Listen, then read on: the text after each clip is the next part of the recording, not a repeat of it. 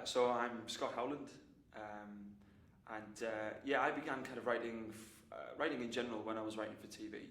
This is going back several years, but I used to write for different forms of TV. I actually started on the Jeremy Kyle show, which was a bit of a culture shock, writing the cue cards and things like that. But then eventually writing for programs like, I worked on Britain's Got Talent after that, and then I ended up writing for adverts, Tesco, Virgin Media, that kind of thing. And then I realised I wanted to go into theatre. I much preferred the live, the live kind of sense of excitement that comes with theatre. So I went to RADA and I completed an MA on the text and performance course, which I would recommend. Because it was there that you can kind of specialise in directing or writing, and I went down the writing route, writing for theatre.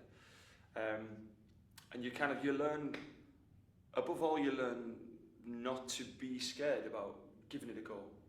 You learn about kind of just diving in, and they throw you in the deep end. One of the first things you do on the course is you get told to go out with a tape recorder or with your phone and surreptitiously record other people's conversations and then transcribe them verbatim, which is a bit strange, but you get an instant sense for how to write realistic sounding conversation, which can be the most difficult thing to learn. So that's your first introduction to the course, if you like, and from then on you really do get the bug for it. And I'm a real firm believer in there's an old saying, don't get it right, get it writ. Just write it down. If you think you have something worth writing, write it down. Writing's about trial and error. So I think that's the main thing that I would want to impart, really, which would be just to give it a go, and make sure that you do. You can learn the structure, you can learn that kind of thing afterwards, and you will learn that as you go.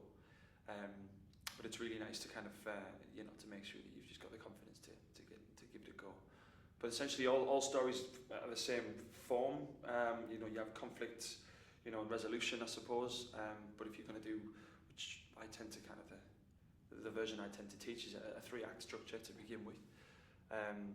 You have thesis, antithesis, and then synthesis, if you like, which sounds very complicated, but it's essentially someone becoming confronted with something.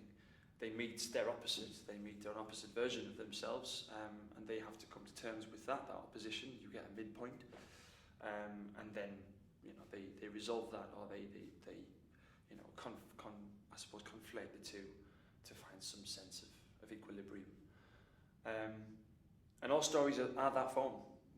It's crazy to think that they essentially are. And something I've always told people as well is to go home and maybe look at fairy tales that you would read as a kid, and all fairy tales adhere to this very similar structure. They have to, otherwise they wouldn't keep our interest. But essentially, again, an inciting incident happens that means someone has to go into the woods. They have to retrieve something in the woods that you can bring back with them, and then will save the village. But there's 3 acts right there, so it's pretty simple when you know how, like anything, I suppose.